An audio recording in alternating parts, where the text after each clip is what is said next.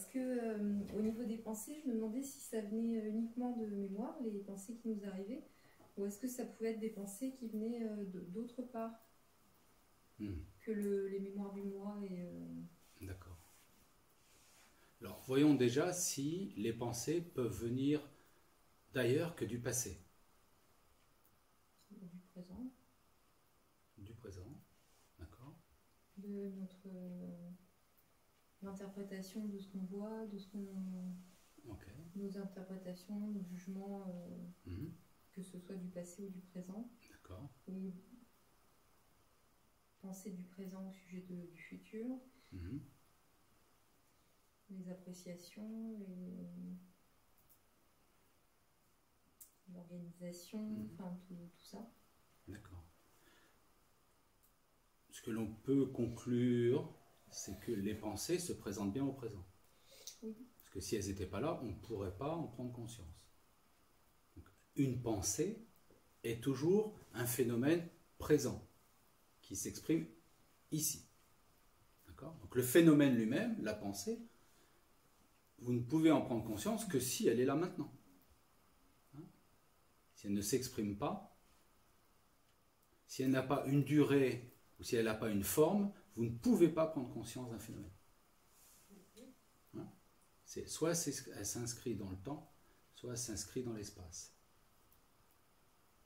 Sinon, vous ne pouvez pas en prendre conscience. Donc, dire qu'il y a des pensées, ça veut dire qu'elles apparaissent ici, au cœur du présent. Bien.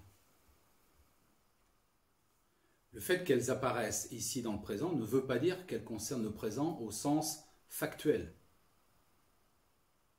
Un jugement, une comparaison, une projection se passe bien ici, mais l'énergie qui donne vie à cela, ou la graine qui donne vie à cela, pour une pensée ou une comparaison, est-ce qu'elle elle s'actualise ici, mais est-ce qu'elle prend sa racine ici ou est-ce qu'elle prend racine dans une mémoire, c'est-à-dire dans le passé? Essaye de voir cela.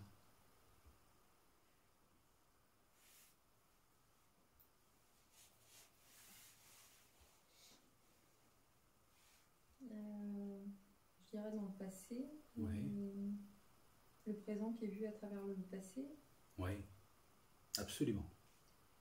Le présent qui est vu à travers, donc coloré par le passé. Absolument. Tout à fait juste. Donc c'est le passé ou la réactivation du passé, d'une mémoire, parce que le passé c'est une mémoire. Ça ne peut pas être autre chose que cela.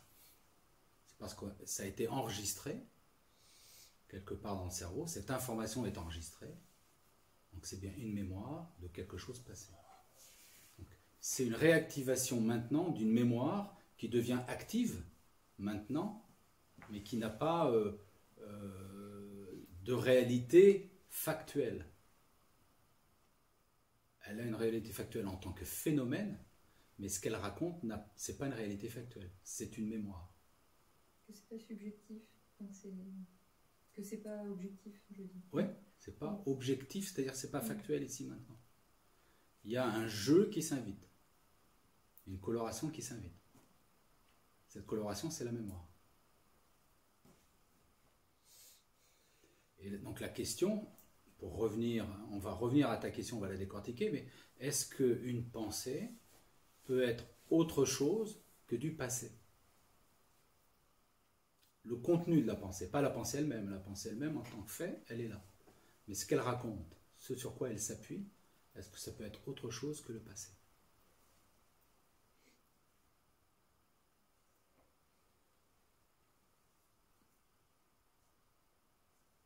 Essayez de voir pour vous. Hein. Bah oui, moi je dirais oui. Justement, j'avais la réponse qui montait. Ok, alors on va y venir. Hein? J'ai un doute, je sais pas. Ouais. Ouais. Parce qu'une fois qu'on a une claire vision de cela, à ce moment-là, on peut explorer un peu plus loin, c'est le passé, est-ce que c'est le mien, que mon vécu, ou est-ce que c'est un passé partagé. Est-ce que c'est une mémoire individuelle ou une mémoire collective? Mais avant cela, il faut d'abord voir si c'est effectivement une mémoire ou si c'est du passé.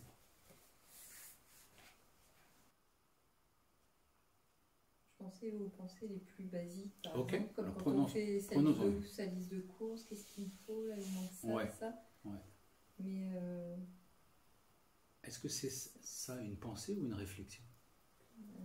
c'est plus une réflexion. Réflexion, hein? Ouais, Oui, ouais.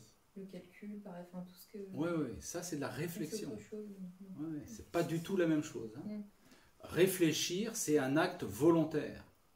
Je me pose pour réfléchir à ce dont j'ai besoin pour faire les courses. Oui, c'est pas un arrière-plan, Une pensée, c'est quelque chose qu'on ne décide pas. Ça se présente malgré nous. Ça se présente et ça disparaît malgré nous d'ailleurs. Vous ne pouvez pas décider de produire une pensée. Vous pouvez réfléchir et mener une réflexion, mais vous ne pouvez pas décider de produire une pensée. Enfin, essayez, hein, là maintenant. Et voyez si vous en êtes capable. Donc tu peux réfléchir, ok, quelle liste de courses? D'accord. Des œufs, du beurre, du pain, etc. Très bien. Parce qu'en fait, tu constates éventuellement ce qui te manque ou ce dont tu as besoin pour faire ce que tu prévois de faire. Et à ce moment-là, tu réfléchis. Et quand on essaye de se souvenir de quelque chose, Ouais. c'est une réflexion. Alors, quand tu essayes de te souvenir de quelque chose, si c'est un acte volontaire, si tu dis, tiens, comment j'ai fait la dernière fois que j'ai fait ça, je réfléchis. C'est-à-dire, je convoque la mémoire, je provoque un accès à la mémoire parce que la réflexion que je me fais, c'est une action volontaire. D'accord? Alors, comment j'ai fait ça? C'est une réflexion. Si tu regardes ta mémoire de manière consciente et tu vois ce qu'il en sort. Ok? Il y a une action à l'origine de la réflexion. Je n'avais jamais fait en fait la liste. Ouais. Et donc tu peux, le fait qu'il n'y ait plus de pensée, ça ne veut pas dire que la mémoire s'est effacée. Ça veut dire que la mémoire est en accès libre et j'y accède quand j'en ai besoin. Et si j'en ai pas besoin, la mémoire, elle est tranquille. Totalement tranquille. C'est comme un disque dur. Hein. Un disque dur, il est là, disponible, toute l'information est là, mais si tu n'y accèdes pas, il est tranquille. Hein. Il n'y a pas de... Enfin, ça, c'est des vieux trucs. Hein, les disques qui tournaient, le machin, non. Il n'y a pas d'accès en lecture parce que tu n'en as pas besoin.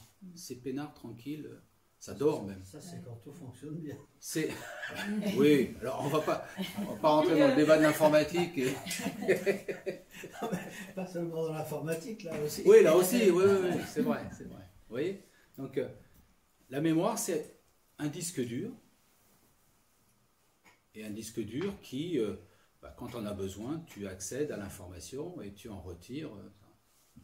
La pensée, c'est le disque dur qui se mettrait en route tout seul et qui dirait, toi, tu as choisi un écran bleu, mais moi, je pense que c'est mieux rouge. Et te met l'écran en rouge.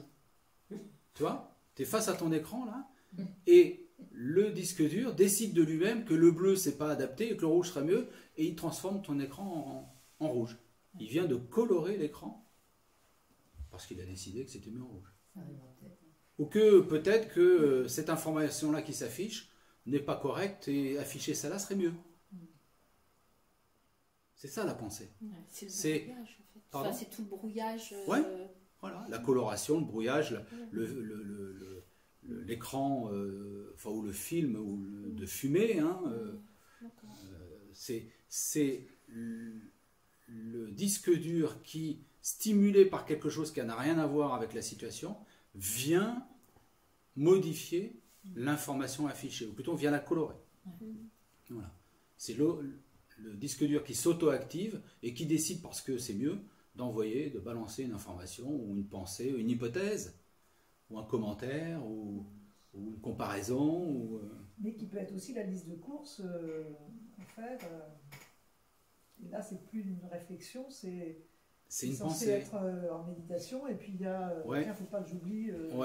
Là, c'est une pensée. C'est une pensée. Bien Alors, parasité. c'est là où la difficulté d'identifier l'une et l'autre peut se faire, c'est que stimulé par quelque chose, le disque dur s'auto-alimente, envoie une production qui est une information, qui peut ressembler à une réflexion, qui est oublie pas de mettre dans ta liste de courses une botte de poireaux. Alors que c'est pas le moment. Alors que c'est pas le moment, tu ne l'as pas sollicité. Donc ça peut avoir la couleur de la réflexion, et même produire une pensée qui a du sens, que effectivement, mais c'est pas le moment. Et tu dis qu'il y a quelque chose qui est un stimulus, alors que oui. Là il est discret le stimulus, quand tu es en position dans ton canapé en train d'écouter César, voilà. Il est où le stimulus pour la botte de poireaux, quoi? Il y a un stimuli qui est là, toujours.